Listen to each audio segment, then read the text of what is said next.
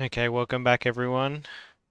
Um, in my predictions for the playoffs of IEM Summer, I gave a shout out to Ax1Le, who up until the playoffs, I think over 8 or 9 maps, had a 1.3 rating and was just looking really strong.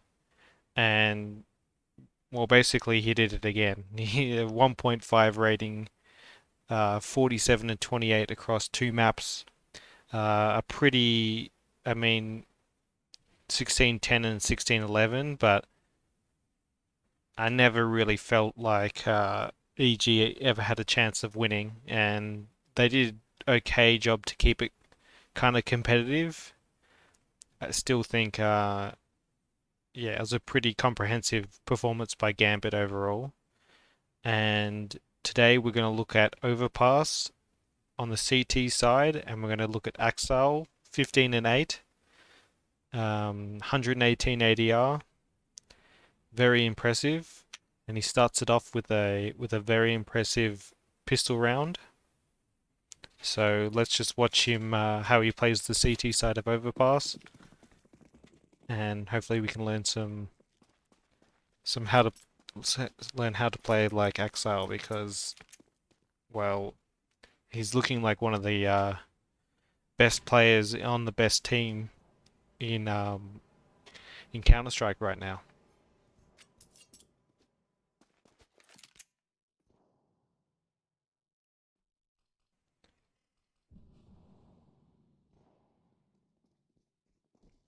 Okay, you ready? Oof, one, two.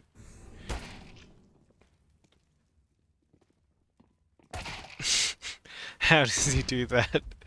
He just It's like he's shooting at bots. Like they didn't even get a chance to shoot back. Every pretty much first bullet headshot every single one of those, and it's just Stanislaw left, and he does a bunch of damage to him too.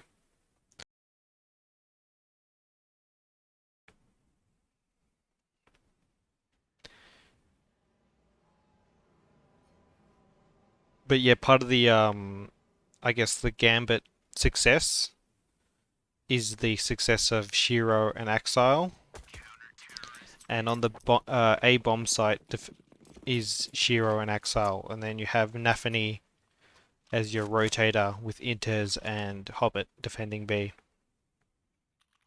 It just seems like a very formidable CT side defense, and it's hard to really picture any team,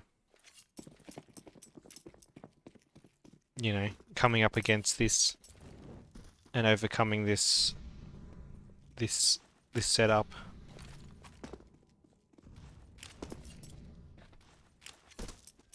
So I think what do we have? MP9, M4. That's right. Okay. You did get a 4K, so it makes sense.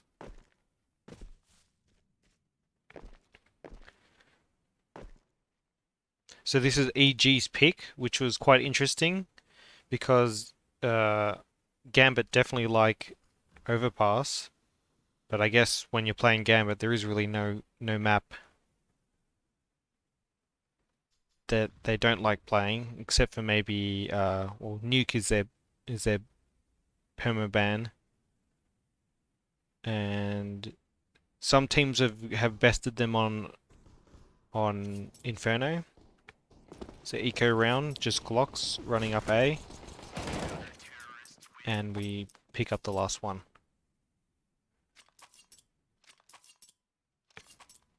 But yeah, Overpass is definitely one of their better maps. And also, I mean, EG, they've been picking Overpass in this tournament. It's a new roster, so it's probably understandable that their map pool isn't super deep, betting in a new player. But if you watch them versus OG, they kind of got wrecked on Overpass. But I guess maybe they prefer that to something like Inferno, where they also got wrecked by OG.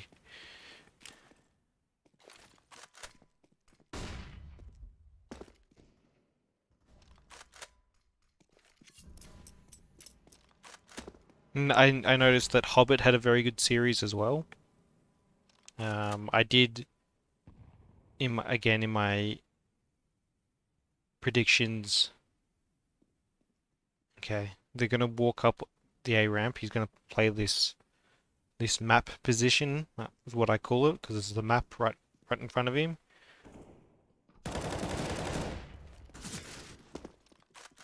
Gets one and is able to get away. Okay. I think he was gonna turn from for a flash from his, because that did look a bit odd that he just kind of turned as he was getting peeked there, but I think um, his team was going to flash for him to re-peek, but that's why that looks so odd, I think.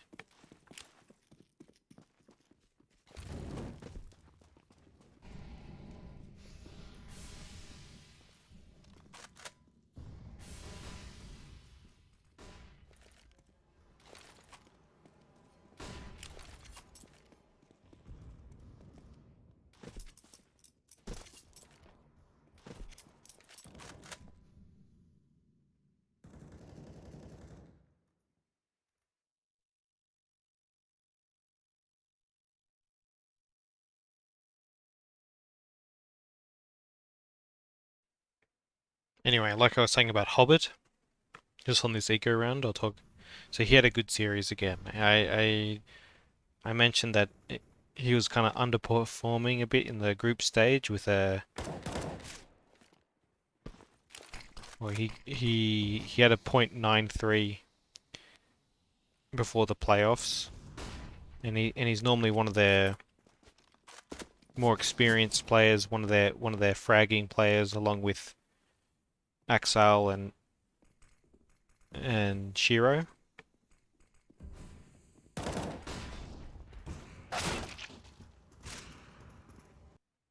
We don't get anything there. He peeked short, and they were all blind, so they kind of he didn't get anything there.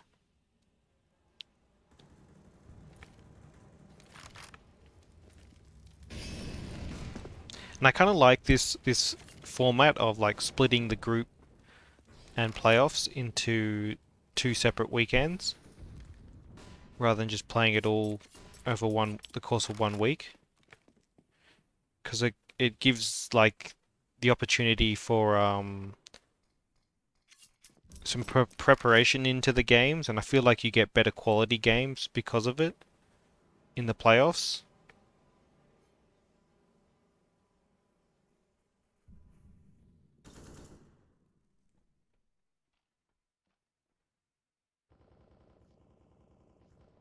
And also because of like I guess the fact that Hobbit, like, he was having a bit of a rough group stage, but he can he has the time off to, like, prepare, reset, get himself mentally prepared for the playoffs, and he can have a much better performance.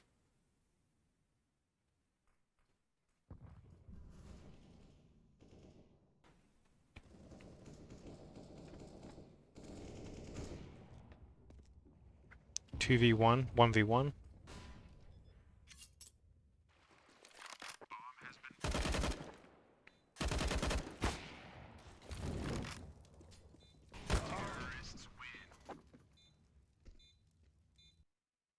I remember that from Cirque's POV from the broadcast.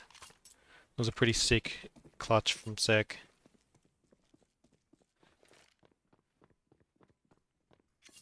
But Ax1Le definitely had an opportunity to win that. Tagged him up and could have been an even better half, but still pretty good performance out of him so far. 6-3.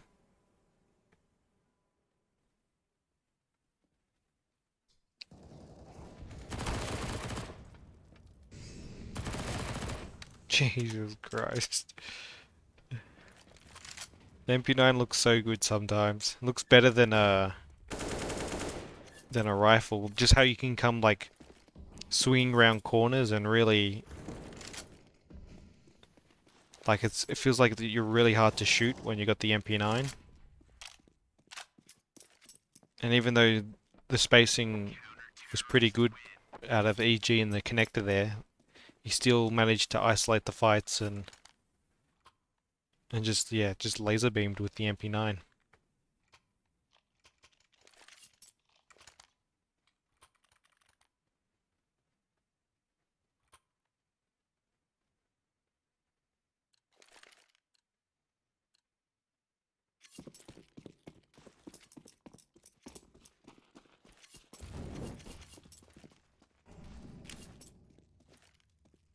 Another pistol round for EG.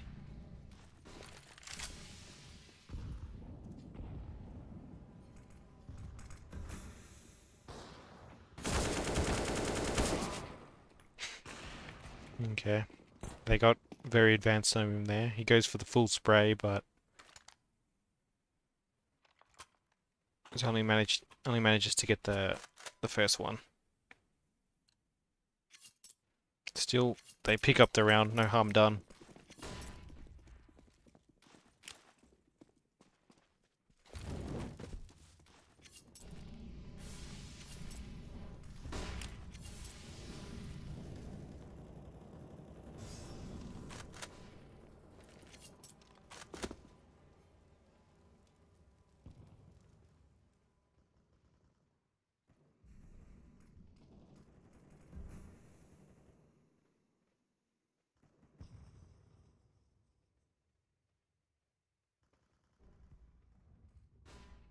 What's happened to the crosshair?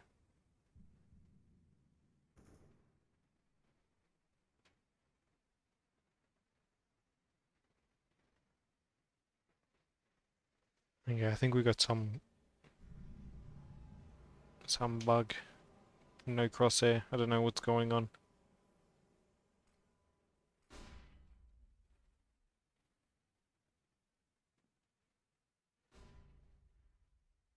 Hopefully it fixes itself.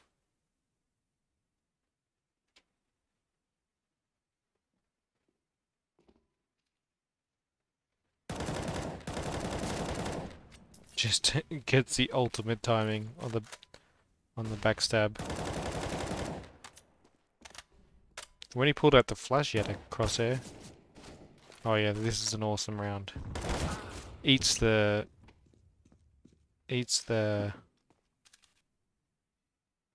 Okay, everyone else has a crosshair. Yeah, he tags up the last guy as well. Oboe. 3k and 70 damage onto Oboe.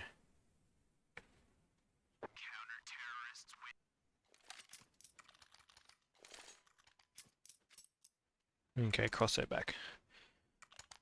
Damn, that was unfortunate that that bug occurs on that round.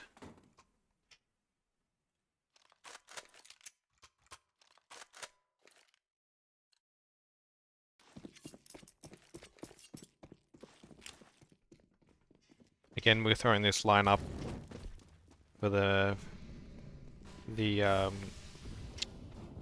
fountain entrance molly, so you can hear the T's extinguishing it at the start of the round, just to, well, it forces them to either wait out the molly, and that just denies the T's map control, or they use their utility, a smoke, to extinguish it, which denies the T's a smoke, a piece of utility at the end of the round, or they run through it and they take a bunch of damage.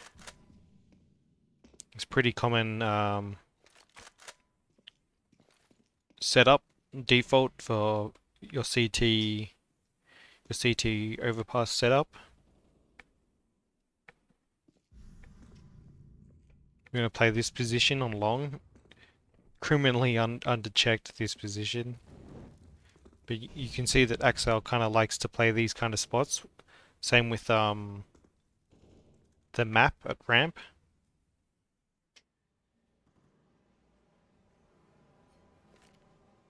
Like the map right in front of us right now. Just feels like he's always good for one, at least one, but often two or more. Just holding these spots.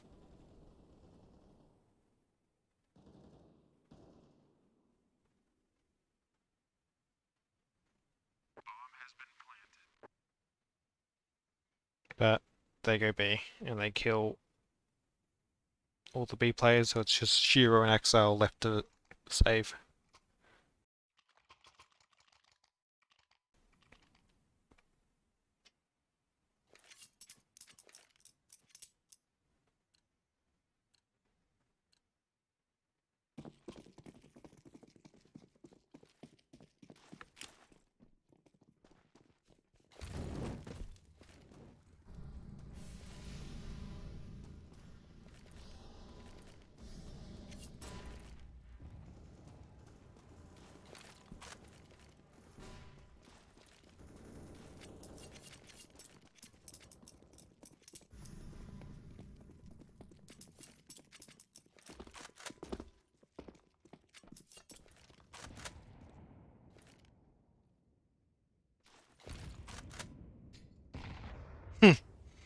And fails that nade. Would have been a good one too. We have 4 players here. Well, 3. Oh no, yep, all 4. And here ready for the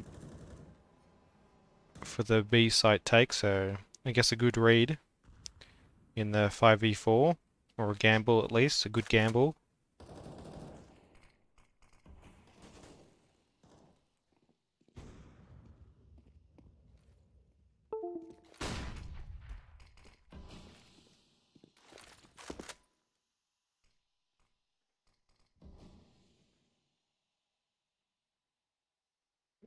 And we're in the 3v1 now.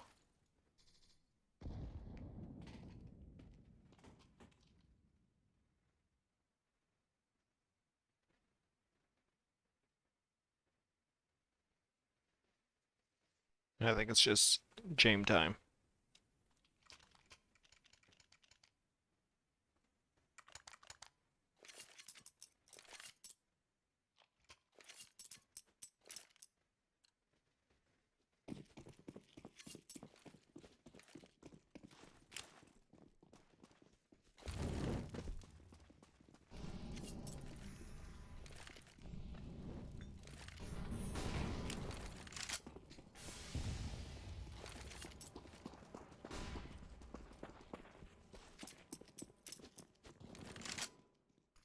Kind of important that he's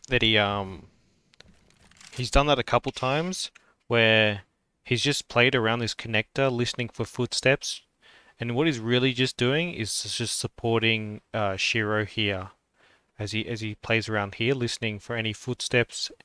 They make a lot of noise if you come running up these metal stairs here. You can also hear people running up here, and you see he's naded and flashed and smoked around here just to support Shiro taking this fountain peak at the start of the rounds. And it's just like you don't often get you know nothing often happens, but it's just you're just there just in case your AWPer gets overwhelmed, and you just support him for the fall back on into the bathrooms. And you can flash over into the fountain and just help your AWPer fall back and take another angle. Because that's really where your AWPer is at most vulnerable, is when they've taken their shot and they're falling back, and they've got to reposition to take another angle. But Breeze gets a triple entry onto the B site right now, and more game time.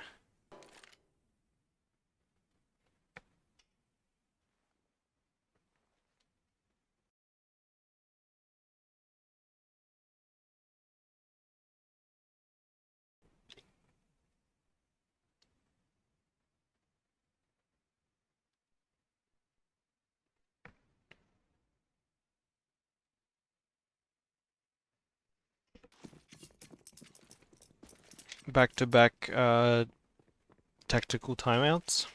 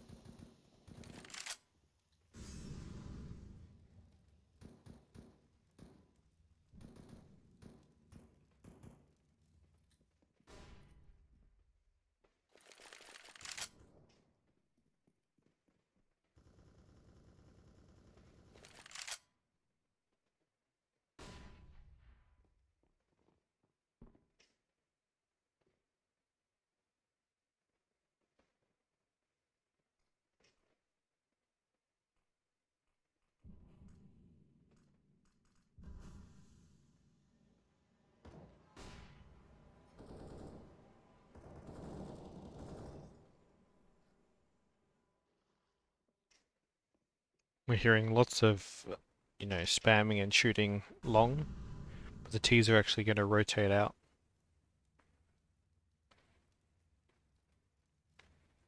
And this kind of setup with Shiro and Ax1Le like this is very strong, and it's quite common. You see a lot of teams play this kind of setup where Ax1Le is hidden and he's just holding the walk up on the short side of bathrooms.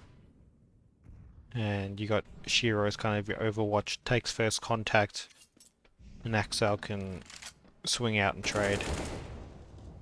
So he's Mihu throwing some utility.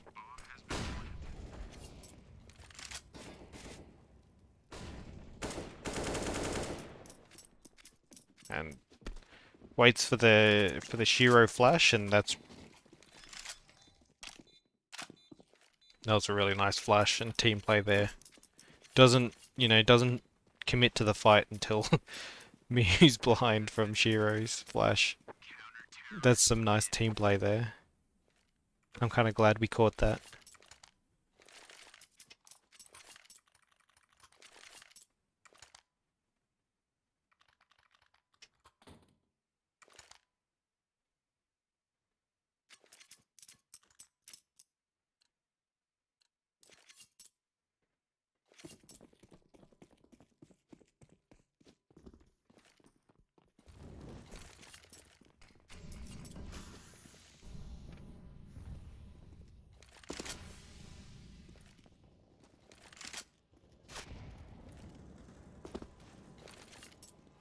Cirque definitely had an opportunity.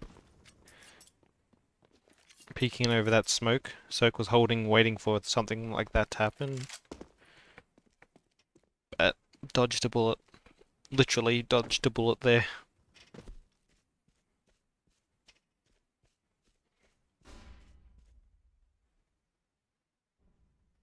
Well, virtually dodged a bullet, I guess. Not literally.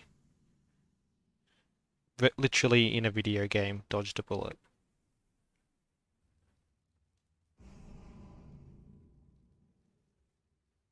Playing this tree position, very, exposed. You're on your own here. Shiro is in this truck position, can't help at all.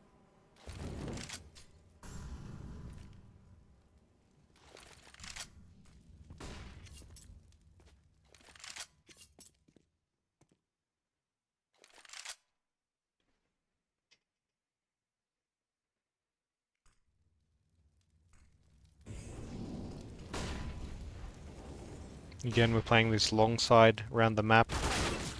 Okay, and Obo's gonna check it this time. And we're gonna get peeked and die. That was a pretty good clear by Obo. I think he was low as well.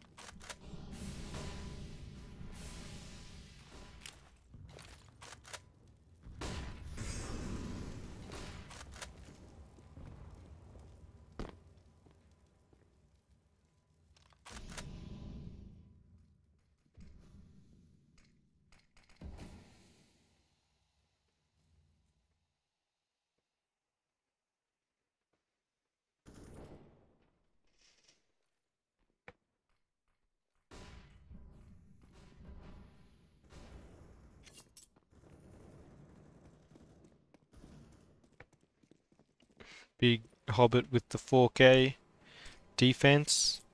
And this is going to be another sick round by Cirque. Yeah. Shiro doesn't hit the shot.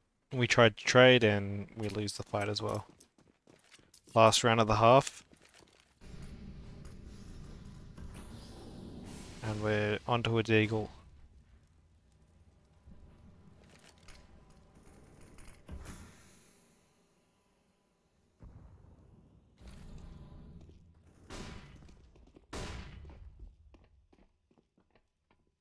Okay, we hit 2 people.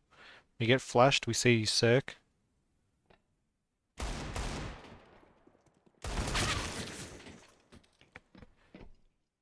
We get 1 damage onto the second, but it's pretty good with the deagle. And now it's a 3v1.